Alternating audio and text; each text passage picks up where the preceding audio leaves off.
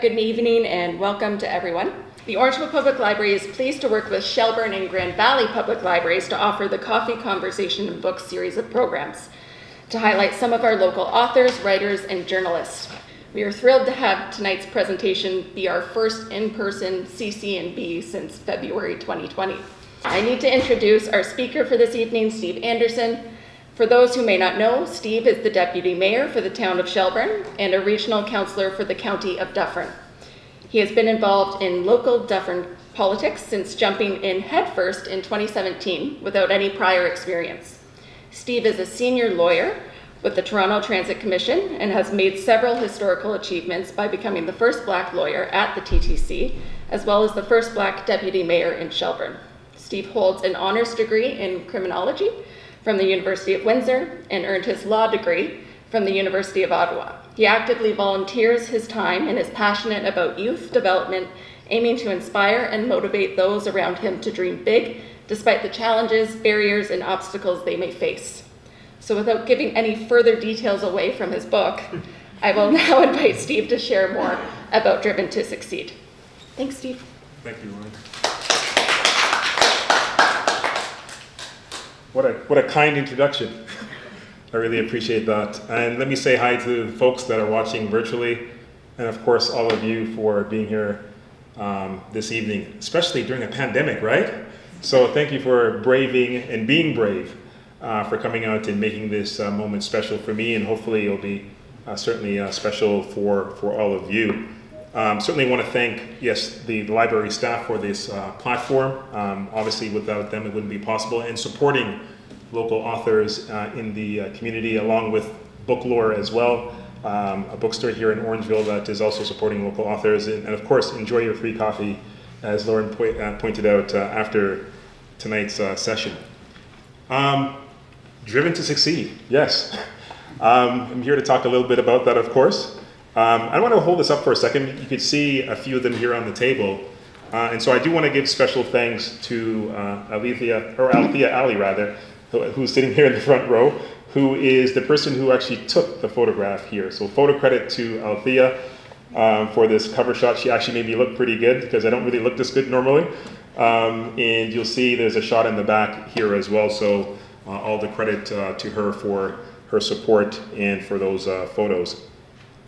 So I'm going to spend a little time talking about why I wrote this book to begin with, right? I'm sure that's the million-dollar question. Steve, what, out of all the things that you're doing, being a lawyer, being a politician, the question I get asked frequently is, where did you find the time to write a book? And the question, or the answer to that question is, I don't know. I don't know where I found the time. But the truth be told, it was, and I think everybody could identify with this, it was the pandemic. The pandemic for many of us really slowed things down, and the things that we were actively engaged in, things that really occupied our time, whether it was things of priority or not, really brought those things to a halt. And as a result of that, I was sitting in my mom's place. This was in March, beginning of the pandemic, and the thought came to me like, Steve, if you're going to write a book, the time is now. And of course, just like you would see in the movies, I look over to my left, and on the dresser there's a pad and there's a pen, and I pick it up and I just start writing. And I promised myself that once I started, I wasn't going to stop. If I was going to take advantage of this opportunity, the opportunity was now. So when we think about sometimes life's difficulties and tragedies and things that sort of bog us down, there are yet still opportunities that, if you're looking for them, that could arise where you could take advantage of. And I know that there are many people, probably people here and certainly virtually, who have done great things during the pandemic, despite the fact that we have been locked down and unable to sort of live the life the way that we certainly would like to. What was it like writing this book, an autobiography, which is probably one of the most difficult things that you could actually do? It's certainly easier to write about somebody else, to write about something that may not be true. But it's really difficult to really focus on yourself and to re-examine. As I was saying before the session started, that oftentimes in life we look at what's in front of us. And worse yet, I would say, we look at things that are much ahead of us. We're worrying about what's going to happen next week, what we're going to do next year, and not necessarily even enjoying the present. Many of us don't spend the time looking back at our lives and the milestones, maybe the accomplishments, or what life was like when I was 18 or 19. When you're writing an autobiography, whether you like it or not, it forces you to re-examine your life. The good, the bad, the ugly, as they would say. And writing this book forced me to do that. There were many things, and some of which I'll get into, some of the major themes in the book, that I thought I had buried. I thought I did a really successful job of burying, and it was something that I really didn't turn my mind to. And so what are some of those things? For example, my childhood growing up in what I call the infamous Jane and Finch community, and the trials and tribulations there, the separation of my parents, and what that caused. And so imagine going back and sort of reliving that when you're doing an autobiography. And for those who may be considering writing an autobiography, I say, good luck.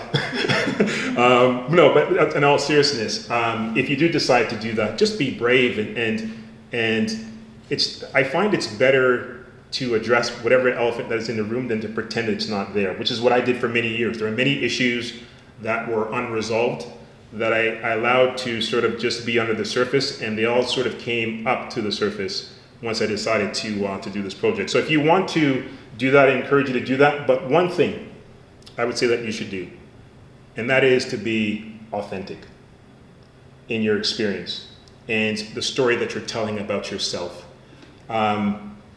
Yes, writing a superhero story is cool for the movies, but if you're really trying to get a point across to the reader and to your audience, it really forces you to delve deeper into yourself and to say, when I'm writing honestly. And be prepared, whatever comes from that, however people would judge it, at least you could say to yourself that I was being honest. And so that's what I tried to do in reliving a lot of these moments. It wasn't even so much for the public. I wrote this book thinking that I wanted to inspire youth and whoever would read this. But I felt that it was a lot of healing for me, and it allowed me to have conversations with family members that we never had. So for example, again, when that separation happened, and I'll talk a little bit about that, I'll read a section of the book. It wasn't something that we sat and talked about. And I'm not gonna stereotype, but in some Caribbean families, that's the last thing that you do, right? There's no, okay, well, Johnny and Mary, how are you doing? How are you feeling? You know, do we need intervention? Are you okay? These things we were forced to figure out on our own. And so when I was reliving these instances in my life with family members who were experiencing the exact same thing, it was really interesting to hear how they felt about that very same experience that I was writing about. And for the first time in all these years, we were able to have that dialogue about what that moment felt for them. And so the book was much more than just inspiring others externally. It was about building and sort of a reveal, almost, an honest reveal for our family members, if I may put it that way. So let's get into the book. I'm going to start off, as I talked about the different themes in the book. And one of the things I struggled with as a child, and I think many people could identify with this, is at some point we struggled to fit in, right? We all want to fit into, we want to be liked, we want to fit into the popular club, whether it's at work or with our social network, etc. We all want to be liked, and I was no different as a youth. And what was strikingly odd for me was my family, I have 7 siblings, and they were all born in Jamaica. And I was the only member of my family that was born in Canada. So immediately I was the odd one out, at least the way I felt. And so in chapter 1, entitled Finding Myself in a Crowd, and the quote that I put here, I hope really resonates with you as I talk about sort of this experience. It starts off with, the greatest challenge in life is discovering who you are. The second greatest is being happy with what you find. Isn't that profound? So, who am I? And where do I belong in the grand scheme of life? Can I be myself? Will I be accepted? When we find ourselves seeking the approval and validation of others, it is worth asking these important questions.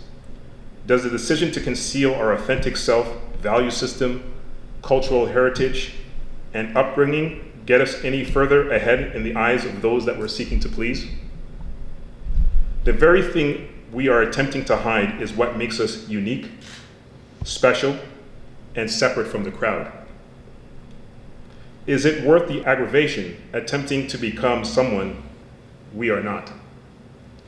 For you struggling to understand their own identity, how the above questions are answered and the subsequent actions taken can have life-altering effects.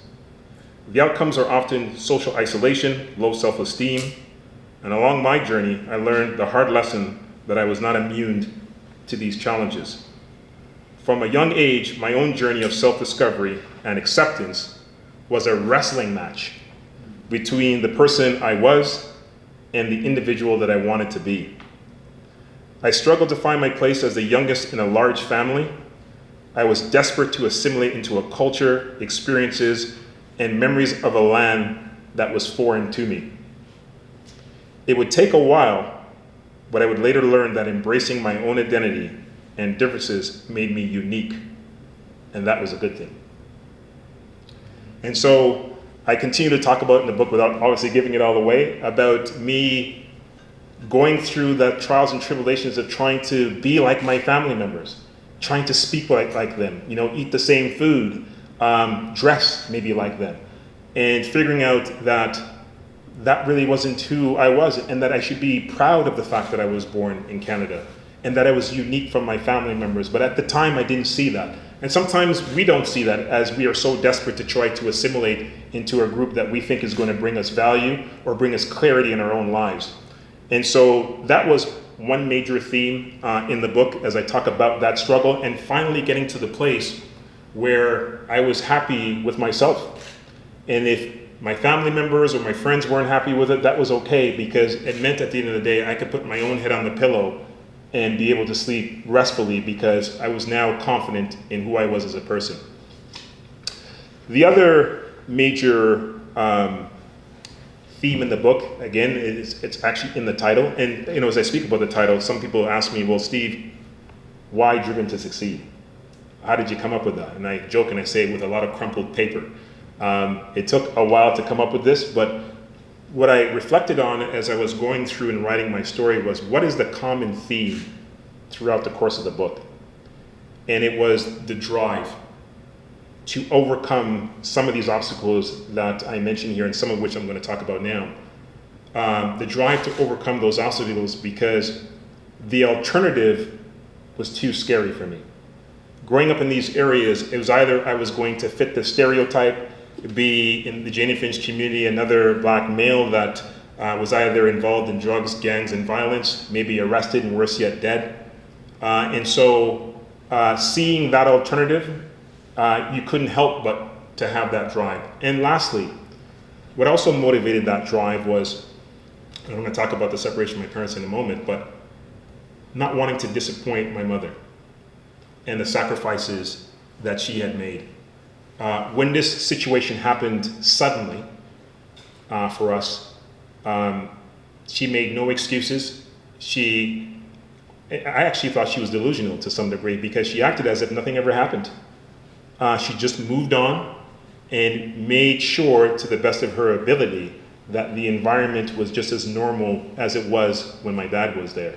And I could only imagine, as an adult, as I think about the fortitude that she had to be able to bury those inside feelings so that we didn't have to see whatever pain that she may have had, so that we could have something that resembled normal. And it's why everywhere I go, I just speak so highly about her, because the tremendous sacrifice that she made to not pursue and to succeed in any which way that I could, I thought would be a disservice to her. So anyways, the chapter goes on to talk about lost and found, a new beginning in the Jane and Finch community. And it says, although my early experiences had an impact on how I viewed myself, my real journey towards self-discovery, which shaped my future path, began when I moved from downtown Toronto to Jane and Finch. I spent the first 10 years of my life living in the heart of Toronto, and while this time was pivotal, it paled in comparison to the experiences that awaited me. Not knowing anything at all about my new community, I was shocked by what I would later discover. For many, the mere mention of Jane and Finch immediately triggered the image or an image reminiscent of a scary movie. The spotlight on the community was intense.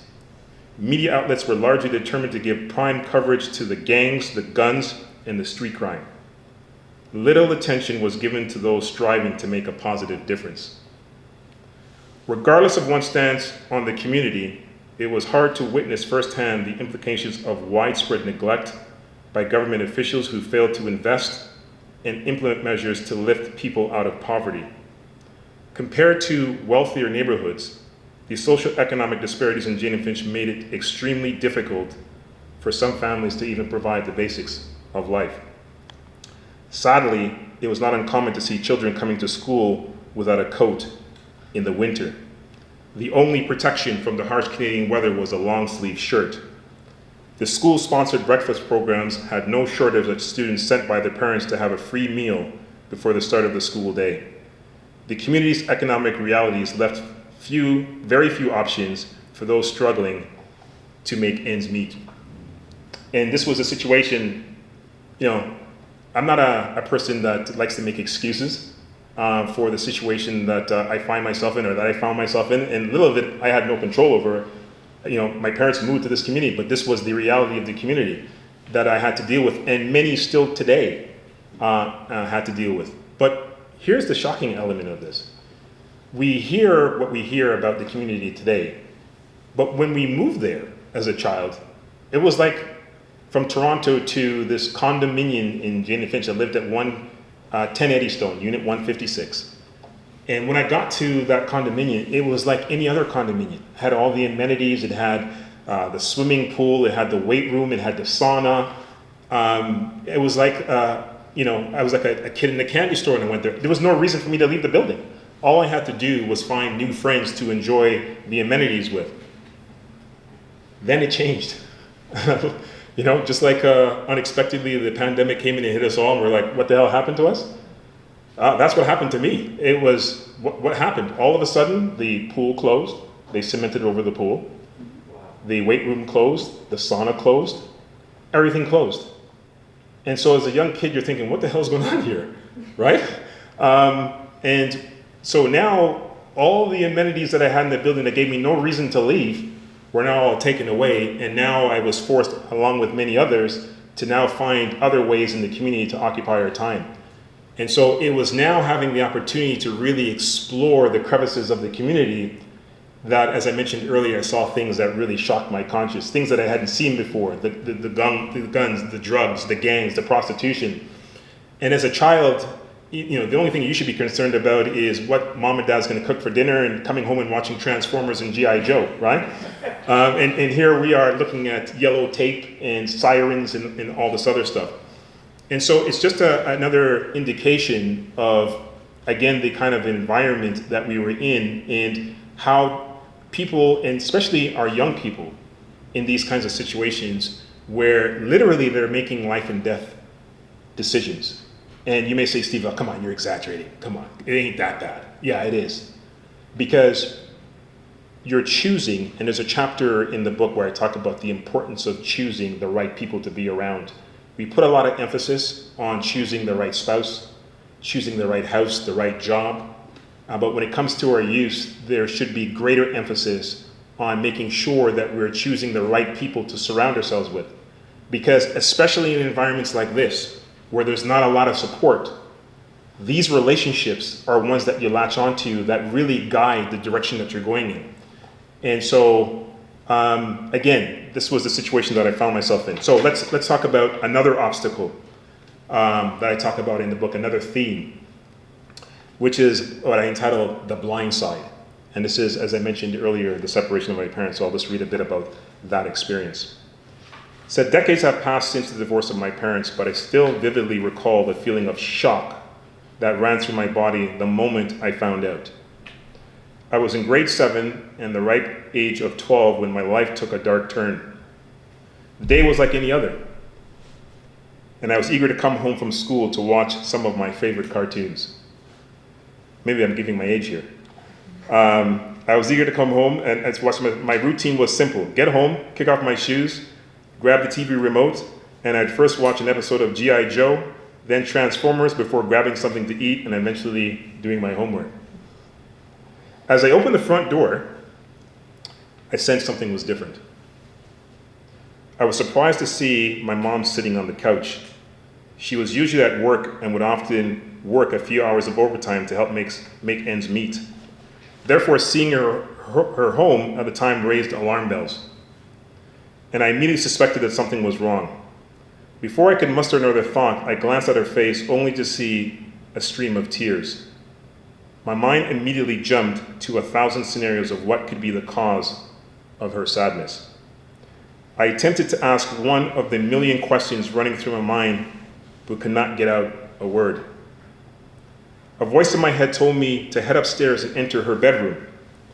And as I approached the front doors of the bedroom, I immediately noticed the closet door was open and empty of all my father's belongings. Not a single item was left behind. He was careful not to leave a trace of his existence in our home. Shell-shocked by what I had discovered, my mind could not think rationally. Despite what my eyes had seen, I refused to accept the outcome. Instead, I pursued other plausible reasons for the empty closet. Perhaps something had happened to him. Maybe he was taken to the hospital and took his clothes with him. It was wishful thinking, but it was easier to accept. For what felt like hours, I scanned the entire room thinking this was all a bad dream. Thoughts continued to swirl in my head as to what could have happened. Finding no sensible answers to my questions, I was forced to settle on the reality that my father had packed up and left our home for good. Only a short time ago, we had left our tiny apartment in Toronto and moved to Jane and Finch for a better life, and now that was destroyed. And so, once again, another obstacle. And I say this when I talk about this book, as to what I want people to get from it is not a sense of sorrow and sadness and pity for me. It's a reminder that life or challenges and obstacles in life are inevitable. It's how we respond to them that's going to determine our future and our legacy. You don't have to grow up in Jane and Finch to experience challenges. You don't have to have a separation of your family to experience challenges and obstacles. We all do, no matter where we live and what background we come from. But again, it's how we respond to them that's going to determine our future and our legacy. And so I went on from that to other instances, eventually going to high school and getting into some trouble there, and that's all in the book. I'm not going to get into all that. And then I eventually made my way to law school. But before that, I want to give a shout out to educators and the power of influence. When I had gotten suspended when I was at Westview Collegiate, and at that point in time, I was at home and had 3 days to reflect on all the trouble that I'd got into. And I remember when the teachers and the principal said, "Hey, we're going to call your mom at home, at work, and tell her what happened." I went from this kid that was, for putting it any other way, but this badass, at least I thought I was, right? And once they told me that they were going to call her, as soon as I got home, I went and hid in the closet. So here's this badass now hiding in the closet because in a lot of Caribbean families, I think we already know what the outcome would be once your parent gets home, right? But you know what? To my surprise, the outcome that I expected, maybe even deserved, I didn't get. What I got was an honest sit-down conversation and just a look in her eyes of disappointment and a reminder that I could do better. She expects me to do better, and I know that I could do better.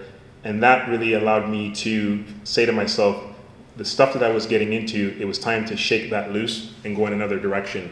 And it was when I got back from my suspension, I met a new group of friends, and they helped to turn my life around. But that wasn't good enough. My mom said, listen, you're getting out of this school. And I went to C.W. Jeffries. And this is what I'm talking about by the way of power of an educator. So when I was there, I took a grade 11 law course. And before taking that course, I was all over the map as to what I wanted to be: a basketball player, an actor, a bus driver, a real estate agent. I mean, I was all over the place. But when I took this course, the teacher saw my aptitude in the course, my work ethic. I was grasping the materials, doing well. And it was one day after class, she pulled me aside and said, hey, Steve. And I'm thinking, okay, what is it now, right? And she said, you know what? I've been watching you. And let this be a lesson for all of us.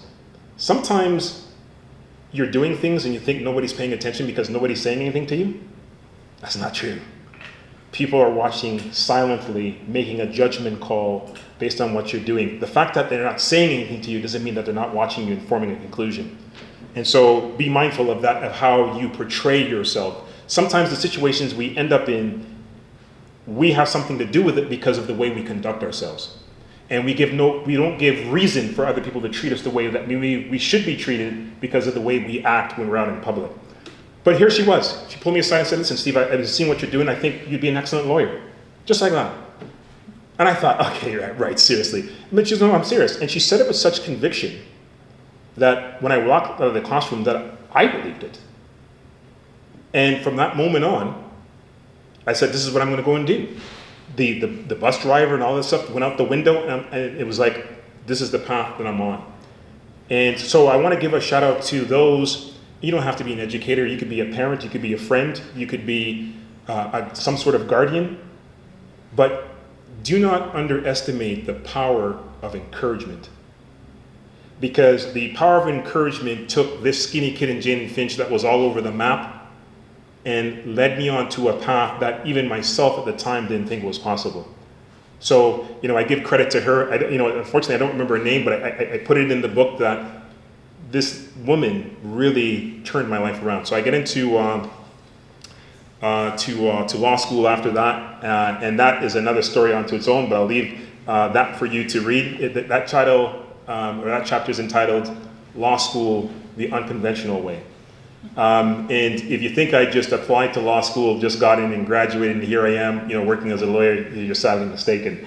It couldn't be any other way, right? With the obstacles that I put here in the book. So I graduate, and I get a job at the TTC. And this is like one of the most surreal moments in my entire life. Imagine growing up in Jane and Finch. Every morning, Saturday morning, I'd go to church with my mom. She'd round us up like we were cattle and get us all dressed, and we'd get onto the bus and we'd take the Jane bus all the way to Jane Station to go to church on Saturday mornings. And I remember, even though I wasn't happy because I would have preferred to watch G.I. Joe and Transformers Saturday morning, because my friends would always come on Monday and be like, hey, did you watch the cartoons on the weekend? No, I didn't. I was in church, okay? Leave me alone. But when I sort of got my head wrapped around that, I enjoyed going on the TTC bus. And I imagined myself, as I described in the book, wearing that iconic blue shirt and the brown pants and the cap and, thinking of driving that exact same route, the Jane route. I'm going to drive the Jane route. And lo and behold, years later, I'm representing the TTC and these very same drivers in court. The skinny kid that was just sitting on a bus in Jane and Finch. And again, it's as I say when I talk about the book, it's not where or how you start in life, it's how you decide to finish.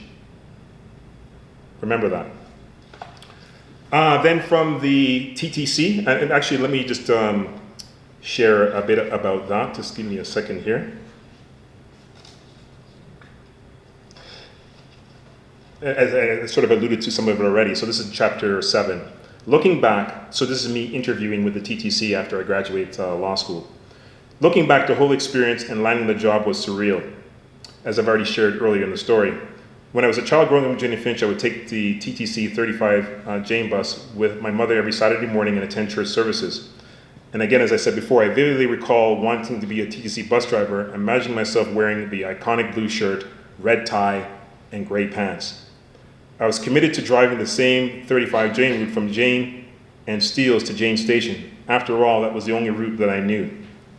As a young passenger on the TTC bus, I depended on the bus drivers to take me safely to my destination. Many years later, bus drivers would now depend on me to represent them in court. Man, even just reading this, it's just like, did that really happen? And this is what I mean about, I'm not going through my life thinking, oh geez, I remember the days I was taking the TTC bus and now I'm working at the TTC. Like, revisiting all of this, even honestly speaking to you virtually and the people that are here, it's really hard to digest. I mean, I'd love to pretend that, this is just another spoke in the wheel for me. This is, I've done these accomplishments or experienced these accomplishments, and this is just another thing there, and this exude confidence to all of you, which is what I hope. But it is, I think anytime you go through this kind of experience where you're re-examining yourself and you're opening up yourself all over again, it's like I said, it's a really humbling moment. I guess I'll put it that way. So from the TTC, I think a lot of people around me would have said, listen, man, you've made it. You know what? You could call it a day. You could retire now. I mean, you're a lawyer at the TTC. You don't need to do anything more. But not Steve, driven to succeed, right? And so I'm a firm believer that, and I was saying this to Althea on the way here, that we have an obligation to ourselves to make sure that we are squeezing out and maximizing everything that we have to offer. Because if we don't, and this is strong language, but if we don't, it's a crime to ourselves, it's a crime to our family, and to our community who could benefit when you are operating on all cylinders. It's like an 8-cylinder engine, and you're only operating on 4 cylinders, right? You're not operating optimally. And so the time that we have, we don't know how much time we have here, but let's try to make sure that we're living the life that we want to and getting out of our comfort zone to pursue opportunities that would take you to a new level. And this is just one example of that. Having the courage to write this, if I decided not to do that because I said to myself, look, this is not for me, I'm not an author. I'm just a lawyer and now I'm a politician, but I'm not an author, then I wouldn't have had this opportunity to be in front of you today. And for whatever that you're going to take from this experience would have been lost if I didn't challenge myself. And this is what I mean. It would have been a crime to me because it would have been an opportunity that I would have lost. It would have been a crime to the community because the benefit that hopefully you will receive by listening to this would never have been there. So I ask you to take that away when you're thinking about your own lives and where you are and where you want to be. And don't be trapped by fear. And just pursue the life that you want and be okay with that, win, lose, or draw, as they would say. And so from that, I go to, of course, I get into to politics. And I had some experience being exposed to politics when I was at Jane and Finch, working as a lawyer. There was a shooting in one of these marginalized communities that left 2 people dead at a barbecue. And I thought to myself, I was sitting at my desk at the TTC, and I said to myself, you know what, I need to do more. I was speaking in schools at that time, sharing my story, trying to inspire students. And I thought, you know what, I'm going to research who the politicians are in the area, and I'm going to send out an email. I'm Steve Anderson, I'm a lawyer at the TTC, I do speaking engagements. What could I do to help? Not expecting anybody to respond back at all. And the 2 politicians that I sent it out, one was Anthony Perusa and Mario Sergio. And both of them responded and said, come on down, let's have a conversation. And then Mario Sergio took it a little bit further and said, listen, there's going to be a roundtable discussion at Yorkgate Mall in Jane and Finch. Once you come, there's going to be other community stakeholders and Dr. Eric Hoskins, who was the youth minister, I believe, at the time. He was charged with going all to these marginalized communities and speaking to stakeholders to find out how could we curb gun violence, get youth more involved in education, et cetera, et cetera. And so I was able to give my 2 cents. Not too long after that meeting, he made an announcement that the government was giving $20 million to curb gun violence, et cetera, et cetera. And then I thought to myself, man, like this is what the political spectrum and forum and platform could do. Like I think I'm doing a lot of good work, but if I'm able to step onto this stage at one point in time, I could only imagine the people I'm going to be able to impact by having the courage to do that. And so ultimately, I was living in Milton at the time when I was working at the TTC after this experience. And I decided I needed to move. I was going to buy another house. I was living in Oakville, bought a house in Milton, and I'm like, it's time for the next move, and I was going to buy in Brampton. And one of the things that you're going to notice when you read this book is one of the other common themes in the book is my faith. I'm not shy to say how my faith has played a role in the accomplishments that I have. I don't want anybody to think that it was just Steve, his hard work, and he just pulled up his socks and he turned everything around by himself. Even though that's a part of it, in my view, it's a small part of it. And so what you'll see prevalent in the book is me relying on my faith to get through these difficult circumstances. And so I bring that up now to point to the fact that my intention was to move to Brampton. My mom bought a house there, my siblings live in Brampton, and I was on my lunch, and I went and I would normally pick up what they would call a new home magazine, just to see where all the developments were going on. And on the front cover, it said in bold, save $250,000, there's 35 minutes north of Brampton. I'm like, what? 250 grand? Okay. Shelburne. I had never heard of Shelburne before. It wasn't even on the radar. So I'm like, it's 35 minutes north of Brampton. I'm planning to buy in Brampton. Let me just take the drive. You know, many of you guys are probably too young for this commercial, but there was a commercial way back in the day, it's worth the drive to Acton. So I said, okay.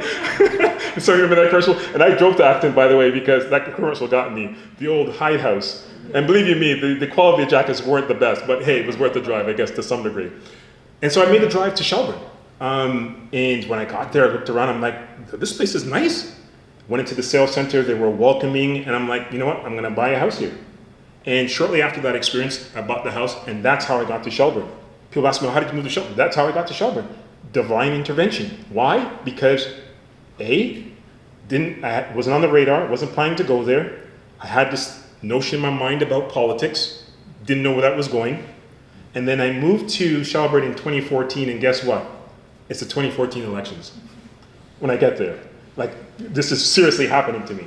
But no, I didn't run at that time. Why? Because I was new to the community, and quite frankly, I was scared. I'm like, I don't know enough. This is a new community, and who's going to vote for me? And so after a period of time, I said, okay, well, we'll see what happens next time around. I'll just wait and see what happens.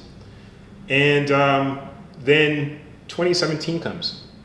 So I'm doing stuff and getting involved in the community, getting to learn the community, etc. And the elections is a great way to learn the community. So at the time that I came, I was able to read the people's flyers, hear the debates and stuff like that, and get to learn the issues. So I'm sitting at home, and I pick up the Shelburne Free Press. And what do I see? The town of Shelburne is looking to replace a councillor who passed away, Councillor Tom Egan, 2017, 10 months or so before the next elections. And so I'm sitting in my living room and I'm thinking to myself, like, you gotta be kidding me. Like, I guess this is my moment, right? Like, this is divine intervention. So I'm like, okay, I'm gonna go for it. So I go to town hall and I get myself mentally prepared. I don't tell any of my family members because I don't want the extra pressure. And when I get there, and I speak about this in the book, and I look around and I'm like, what the hell did I do? There's nobody here that looks like me. Who's gonna vote for me here? I'm like, and I saw at the time one of the competitors, I may put it that way, he went over and he greeted one of the counselors and they were having a pleasant conversation. I thought, I might as well just go home. Like, this is done. But I did my thing. I went outside, and what I would normally do in stressful situations, you have to find reasons to motivate you in difficult times. And so, I had 2 young children when I was at the University of Windsor, and I talk about that in the book. But anytime I encountered, especially when I had my children, I would always take a picture out of my wallet, and I would look at the pictures, and I would remind myself why I'm doing what I'm doing. It's about allowing them to know that nothing is off limits if you want it. And so we often tell our children, come on, Johnny, come on, Sue, you could do this. You know you can. Do better. Go for the stars. But we talked about authenticity. But you're telling your children to go for the stars, are you? Are you going for the stars? Are you reaching for the stars? Are you coming out of your comfort zone? So if we're going to ask our children to do things, we ourselves have to be prepared to do those things. And so I've always made it a point with my children to take them to all these different things that I do, whether they're speaking engagements or whatever, to allow them to know, and I share with them, hey, daddy's nervous or whatever the case may be, but allow them to know that, and I always say to them, you're next. This will be you, right? And so, getting involved into politics was just another one of those reasons. So I thought about them at the time. And so I went and I did my thing, and I akined it to speed dating. You're sitting there and they're peppering you with questions. You have a certain amount of time, and you're really trying to sell yourself to say, hey, pick me out of these other beautiful candidates. And so now it's time to go back into the room. There's a lot of nervous chatter, and people are whispering and, posturing, and, the room is small. If you've been to the town of Shelburne, the chambers there, it's really tight. And I could feel the breath of the competitor next to me. And I put my head down, and the clerk says it's time to vote. And before you know it, all I hear is, Steve Anderson, you've been appointed as counselor for the town of Shelburne. And so just the thought of getting involved into politics, not even hearing about Shelburne, and now I'm an appointed elected official in the town of Shelburne, talk about divine intervention. And then the rest is history, as they say. I go on to become, only after 10 months on council. So imagine you're the new kid on the block, you have 10 months before the next elections, and the 10 months go by, and then I run for deputy mayor. And I invite you to read that chapter, because that in itself is really surreal. You could only imagine what people were thinking. This guy's got to be nuts. He's only 10 months on council, and he has the gall to run for deputy mayor. He is the first racialized person ever elected in the town of Shelburne for 10 months, and now he's running for the second highest position in the town of Shelburne. This has got to be a joke. And at times, I felt it was. There were people in my inner circle that came to me and said, hey, Steve, maybe this is not a good idea. Maybe you shouldn't. I don't know if the community's ready for you yet in this position.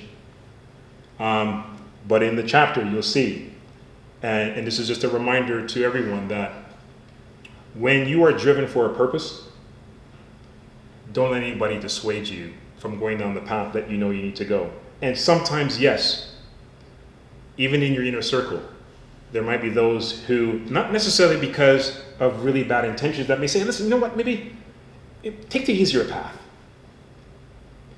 And by doing that, again, we rob ourselves of the opportunities that we have. And thank God that I didn't do that, because then I wouldn't be standing here today as the deputy mayor for the town of Shelburne and regional councillor for the county of Dufferin. So Driven to Succeed, as I want to make sure I leave time for questions, is a book that is designed to inspire and, again, to remind us all, again, it's not where and how we start, it's how we decide to finish. Obstacles are inevitable. It's how we respond that is going to define our future and our legacy. And that's the message that I hope that we all get when we read this, and that we all apply to our lives to make whatever space that we occupy a better space to be in, not only for you, but your family and for your community. So with that, I will leave the rest for you to get a copy and read it if you haven't already. And I certainly want to reserve some time for any questions. I want this to be interactive. I didn't want to turn this into a church sermon. So certainly if you have any questions, anything about what I said in the book or what it was like to write this book, I'd be happy to take any questions that you have. Can we applaud first, though? Thank you very much. Thank you. Any questions? Yes. Sorry, I just got a for my daughter. We were trying to send an email, and she's in grade 9 at Robert F. Hall. There's a racist caricature statue of a black male on Porterfield Road. She's portrayed as a slave or a freed slave holding a Canadian flag, with exaggerated features such as dark skin, bright pink lips, and bulging eyes. As an African Canadian, the statue makes me feel feel even less safe than I did before in Dufferin Caledon. Nevertheless, I would like politicians to take action because people often think there's no racism in Canada, but there is. There's lots of racism in Canada, but most of it is just swept under the rug, unlike in America. I know people might argue that it's a family heirloom, but why would you want to keep an heirloom which kept my people enslaved for 500 years and counting? What do you think the message is being said with the statue leaning on the front lawn? Well, it doesn't welcome me. Well, okay. Well, hey, when you're a politician, you have to be prepared for tough questions. So the question is, what's their response to that? And here's, I guess my answer, my response to this is this. What we've seen in the last year and a half or so is an awakening for a lot of people in the sense of inequalities, injustice, inequities, and the pandemic has really revealed that on a number of different fronts. We all saw what happened with George Floyd, about a year or so ago, and the reckoning that has happened as a result of that. We've seen what's happened in the indigenous community, the Muslim community. And so what this reveals, and now this example that has been brought up by the student, is as much as we live in a great country that we call Canada, there's still a lot more work to be done to ensure that there is equality, justice, and fairness for all, and so that all of us could feel comfortable in the community that we reside. And so what we have to do, and we have to commit ourselves to do, is to be open to, and you hear a lot of this nowadays, opening to listening, hearing, and then responding. It's not enough to be able to say, hey, I hear you, and then go about your business. Once you've heard, I think you have an obligation to respond. And so, one of the things, for example, not to turn this into a political chat, but one of the things we did in the town of Shelburne is we came up with a task force to address some of these issues, to find out what some of the inequities are. We came up with a diversity and inclusion committee because we're proud in the town of Shelburne and in Dufferin County with our increasing diversity and inclusion. And now the county of Dufferin now has a diversity and inclusion committee. Just look at this talk right now and the diversity that's here. We're all sitting here together, listening to me. The willingness to learn and to be open and to listen to different experiences. And so what I hope is with the work that we are putting in to address these inequities, that our young people, even my own children, are able to enter whatever space that they do enter and feel welcomed and feel wanted. And as an elected official, I am proud to say that I use my platform to ensure that that occurs. This is not about padding the stats for Steve. This is about making sure, and I talk about this in the book, that the driving force was to be an advocate. It sounds cliche, to be an advocate for those who don't have a voice, but it's true. And so I can only hope that some of these things are addressed. And I think a lot of them are, and we're moving in the right direction. And I hope that we continue to do that. So, when we do see these things, it is unfortunate, but I think there's a lot that we are doing that's right, and we still have more work to do. So that would be my comment to that student. Any other questions? We have a comment in our virtual attendees. From Darla, wonderful story. Can't wait to read the book. So much accomplished, and I wonder what is next for you, Steve. I get that question asked all the time. I don't know. And I say that seriously. And thank you for the question, by the way, online. And the reason why I say that is, if you asked me a year ago, would I be a published author standing in the Orangeville Library with books in Booklore and selling on Amazon, I would have said, get out of here, you'd be crazy. And so what I say is, I don't know what's next, but I am open to the opportunities that arise. And I think that's what we have to be, and we have to do, is to be open, because I can't predict what's going to happen tomorrow or next week that's going to put me in a situation where now I'm going down another path. But you have to be nimble enough, flexible enough, and may I dare say brave enough, that when these opportunities arise, to pursue them. So what's next? I think I'll probably end the answer to that question this way to say is, I want to continue whatever format and platform that I have to continue to make a difference and to inspire. And I think all of us, all of us have God-given gifts and talents. One of the best things that we could do is to find out what they are and then put them to good use. And for me, the light bulb came on for me is when I figured out that one of my greatest gifts is inspiring and bringing people together and letting people know that there's hope, regardless of what you look like and where you come from. And I take great pride in being able to stand on this kind of platform to be able to bring that message of hope. And I can only hope that our young people who are watching feel the same way, that they too, no matter how old they are, what they look and where they live, that if they want to make a difference in this world, that they certainly can. So I hope that answers your question online. Any other questions, thoughts?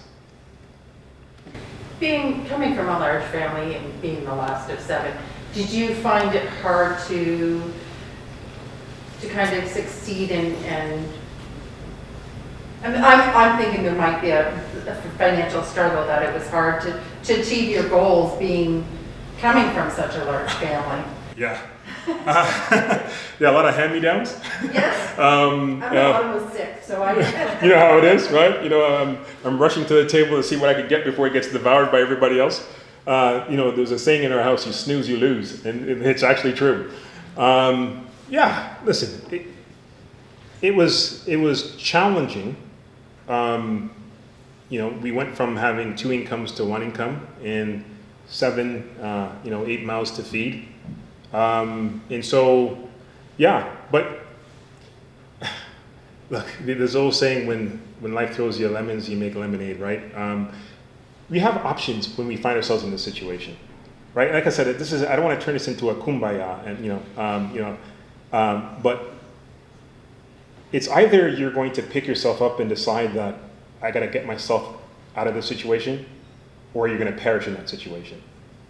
And for me, despite what was going on, there was an importance and a mindset that I have to continue to move forward and not feel sorry for myself, because no one's going to feel sorry for me, and that's not going to be able to allow me to accomplish my dreams. And so there were a lot of motivating factors, some of which that I spoke about earlier, about not wanting to disappoint my mom, not to be a predictable failure in a community like that, and just wanting to be better. Don't we all want to be better? Regardless of where we are and what we've experienced in our life, we want to be better, and I was no different. As much as we hear the negativity in that community, there's a lot of positivity. And one of the main reasons, again, why I wrote the book was to help to change the narrative of what is possible in these communities. I talked about reminiscence of a scary movie when you hear Jane and Finch, but there are a lot of hardworking families, like mine, like my mother, who did a lot, and that is the reason why at the end of the book, I dedicate a chapter to her, right? There are many unsung heroes in our families, in our circle, that are not going to make the front page of the news or be on CNN, but they're just as worthy for the attention. And so for those who are looking to write, I say do it. Why? Because if you have something to say, this is like your legacy right here. Long after you're gone, this remains, right? This remains. And this is a tribute to my family, to my mother, to my children, and to the community. And so whether I achieve nothing else after this, at least I've left this behind for somebody hopefully to be blessed by. And so again, if you get the urge, I say follow that urge, because you'll be able to leave something behind. We talk about heirlooms, and we often talk about jewelry and this brooch that my great-great-grandmother had, or whatever it may be. But this is just as powerful. The power of a pen and documenting your history is very important, and preserving that history is also very important. And so this was, again, part of the journey, and I was glad that I went on it. Any other questions? Thoughts? Who else wants to be a writer? Well, I'll take your question first. It's along the same lines. Hmm. You mentioned the writing piece, Steve, and obviously you know how to write. You're an accomplished lawyer. You've got 2 degrees, and you got to write to some degree for that, right? But have you always been a writer? Did you like to do writing fiction, nonfiction when you were a kid, or was this kind of really new for you? It was completely new, and I felt that I was a terrible writer. And in school I shied away from writing. And I'll be honest, I'm glad you asked me the question. For those who think that, hey, I'm bad at this, or I don't think I'm good at this, and this person's better than me. And that's the way I felt I was in high school. I purposely chose courses where I didn't have to do a writing essay because I didn't think I was good at it. And so I knew I was better in multiple choice and other reasoning, and so I stayed away from things that I felt that would expose what I thought was my weaknesses. So this is what I'm saying, folks, I'm being honest with you. Like, to sit here, or stand here today rather, and hold a book in my hand is really unbelievable, considering how I felt about my own writing and my own confidence in my ability in writing. And so sometimes it's just about changing your mindset and saying that, we've heard this before in the United States elections, yes, we can. And just really changing your mindset. I'll give you a quick example. This is not necessarily related, but it's about your mindset. When I was at university, the other thing I wasn't good at was math. The last time I took math, and I took honors criminology, and I had to take 2 stats courses in order to graduate from honors criminology. The last time I took math was in grade 10. And it was general, and I got 50%. And I hadn't taken math again until I went to university and had to take these 2 stats classes that was heavy in math. So I waited to near to the end of my degree program to take the first one. First semester, I take it, and I have the mindset like, what am I going to do? I took grade 10, I barely passed the course. How am I going to pass this? I wrote the first exam, and after you write the first exam, if you want to drop the course, you have a certain amount of time you can drop it and get out of Dodge. So with that mindset, I wrote the exam and I got 40-something% and I got out of Dodge. And I said, listen, I can't do this. And so then second semester came. Then I'm like, well, I had to change my mindset. And this may sound unbelievable to you, but it's the power of positive thinking. I went from, I can't do this, bombing the first exam, to when I got there second semester, I said to myself, I sat in the class and looked around in my chair. I sat here just like this, and I looked around at every other student, and I said to myself, and now I need to stand up for the camera, and I said to myself, if they could do it, why can't I do it? And it started just like that. Then I took the positive mindset and went into action. Then I found other students in the class that were good at stats, surrounded myself with them. I finished that class, bombing it the first semester with a 40-something% and dropping the course. I finished with an A-, and then my last stats class I took and I graduated, I got an A. Positive thinking, then taking action, and then delivering, right? And so it's all about mindset. What is possible starts first in your mind, regardless of where you come from and what situation you find yourself in.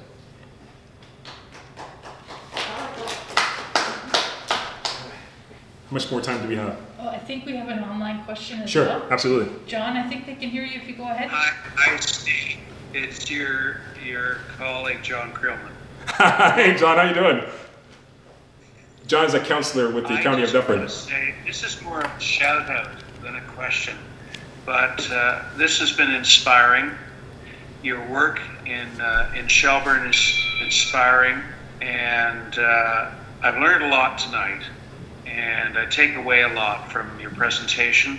I look forward to reading your book, and it's a pleasure serving with you on County Council. Thank you, John. I really appreciate that. That means a lot. Thank you. And it's an honor to serve with John. Again, he's a counselor for the County of Dufferin, another trailblazer. And that's another thing too. As I mentioned here in the, about being in this class and surrounding myself with the people who can make a difference. And as a young counselor, first time serving at that level, it's individuals like John that I connected with, Sandy and others, that were always willing to share their knowledge and provide a sense of direction for somebody who was trying to find their way. And so success in life is never accomplished by oneself. There's a saying that it takes a community, and it really does. And and I guess my last note would be on this would be, when eventually you get to where you want to go, always make it a point to remember the people that helped you along the way. And never lose sight of that. Never be shy or afraid to tell people where you came from. I'm now deputy mayor for the town of Shelburne, a lawyer with the TTC, counselor for the county of Dufferin. I'm not afraid to tell people I'm from Jane and Finch, because that's where I started. And by me acknowledging that area is also acknowledging the people that are still in that area, to allow them to see that, yes, I too was there, and if I could do it, you could do it. Any other questions? And let me just turn to maybe ask a couple of questions before we wrap up. Who has thought about becoming a writer, maybe even writing their own story? And so before I'll take yours, but tell us a little about your journey. How do you feel about writing your own autobiography? Well, I'm not writing an autobiography. Mine's fiction. Fiction? But on the other hand, Life is fiction. oh, is it? I'm making it up. No, but it's just one of the things. It's one of the most delightful things that you think of. I'll get to it when I have time. You have a career and family and everything else, and then it's like that eureka moment. You fall into it just because you have that spare moment, and it becomes this swell of writing, and it's a wonderful experience. It's just, Yeah. I would agree, and that's certainly been the case for me. I think you were saying that in the back? Oh, yes. I've definitely thought about writing my own story.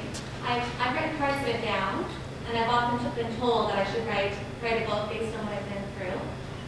So one day, but even just writing parts of it down is definitely therapeutic, like you were saying, and it's so good to self-reflect in that way. It really does get you to think things over, or to have those conversations with your family and your friends who have possibly a very different experience than yours of the same experience. It's like that key unlocking that door, right? It's just writing in general could be very therapeutic for folks, an escape for many folks. But yeah, going down the path of an autobiography is just next level for the reasons that you described. Anybody else thinking about maybe after this session, here's the beauty of this, right? Like, you don't have to be Barack Obama or Michelle Obama to tell a story. Everybody has value. Everybody has something that they've gone through. I've had conversations with Bruce and some of his journey. And to where he's at right now.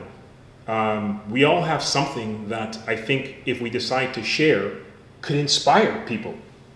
And we often think that nobody's going to care because I'm not LeBron James, I'm not Barack Obama, and so who's going to care in what I have to say? And I'll be honest, when I was writing this book, and when you're writing your autobiography, and I'm sure as you're writing things down, you're thinking about this at times, there were many times I asked myself during the process, who's going to care? I should just stop. Like, I'm in Shelburne. How many books are on Amazon? And look at all the books here in the library. Who's going to take the time and stop and pay attention to what I have to say? And look where we are right now, right? And so this should just be another reminder that you don't have to have a big name to make a big difference. And so I would say to you to continue to write down slowly. It takes time. I started it, like I said, about a year or so ago, and there was constant edits, crumpled paper. Should I do this? Should I not do this? Am I going too deep? Am I revealing too much of myself?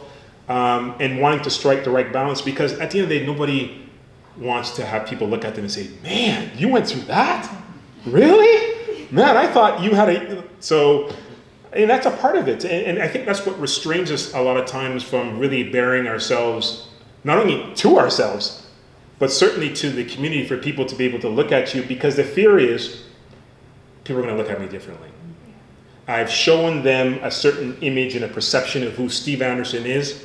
And now when they hear, oh my goodness, his parents separated, oh my God, he grew up in Jane and Finch, oh my God, Steve Anderson was in ESL. Read that chapter. Was in ESL.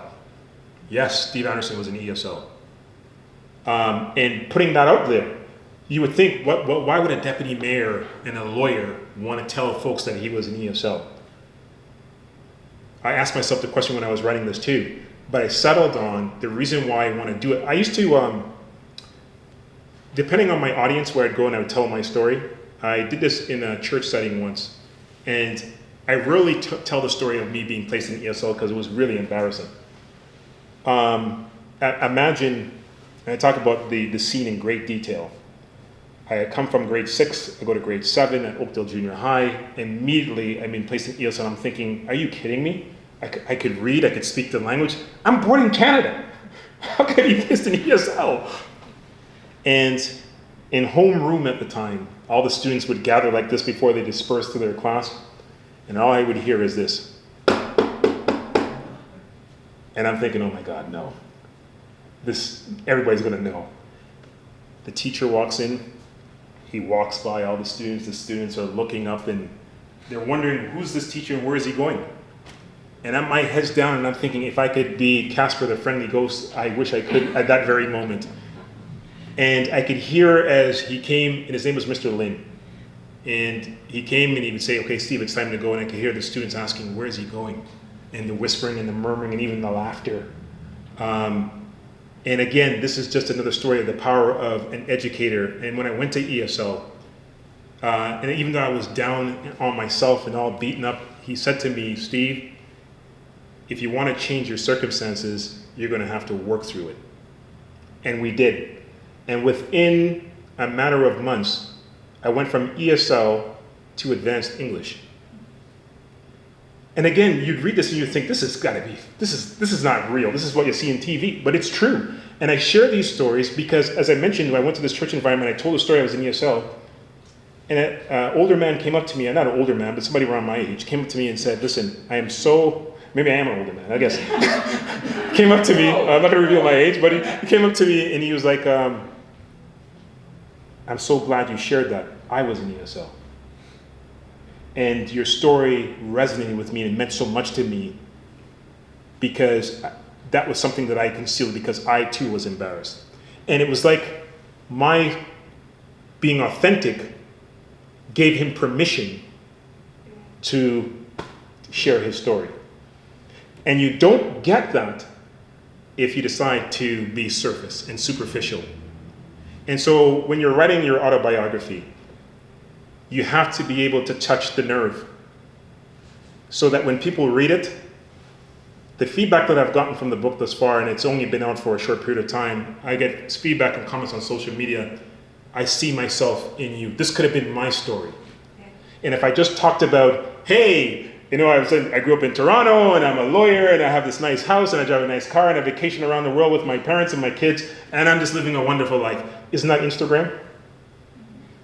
So we see the finished product, it's all shiny and we think it's easy.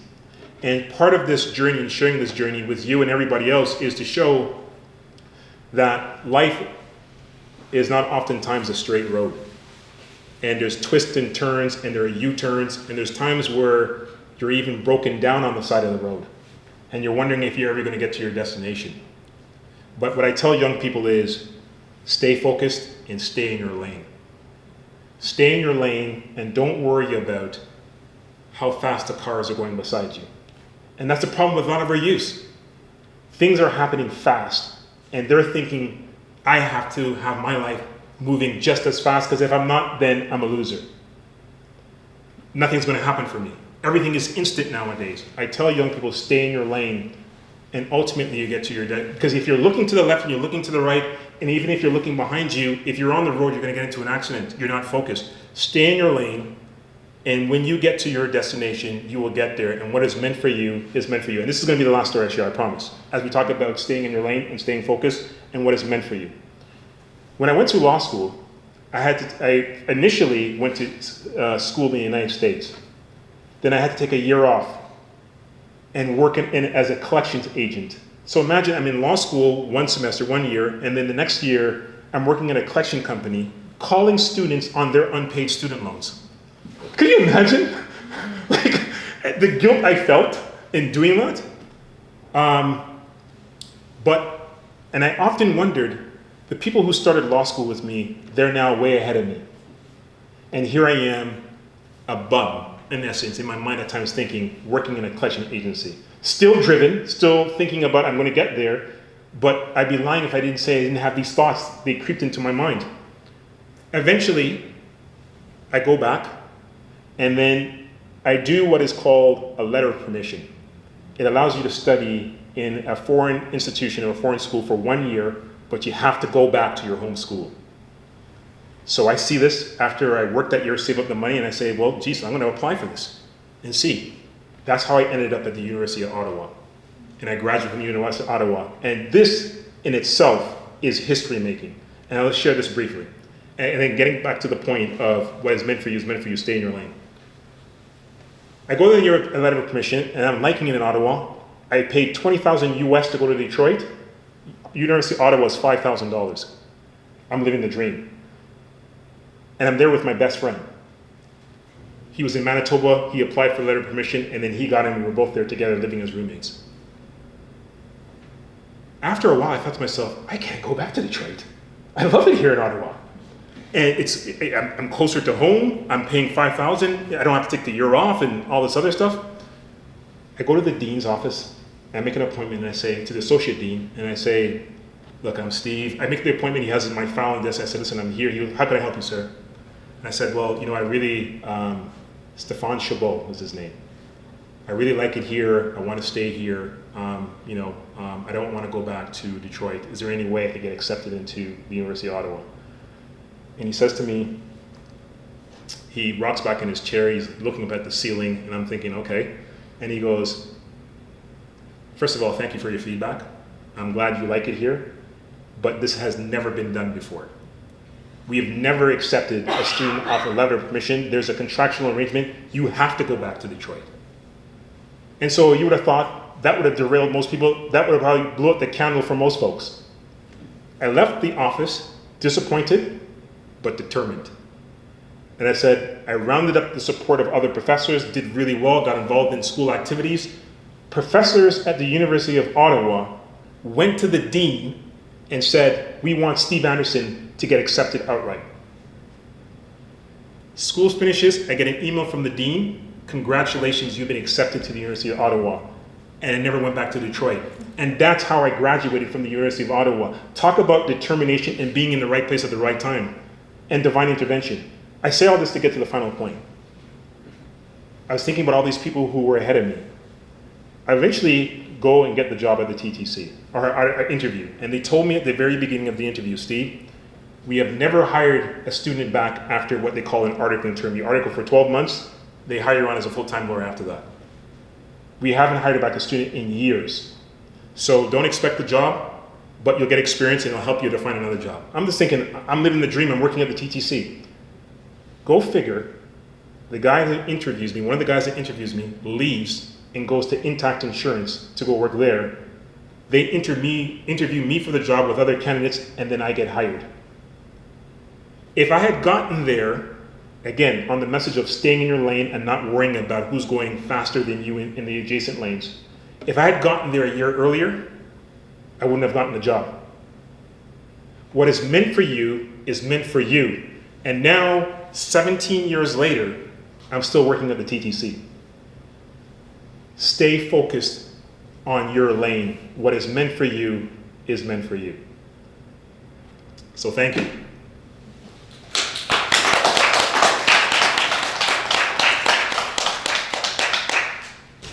That was fantastic, Steve. Thank you so much. I think we've got lots of things coming in online here as well.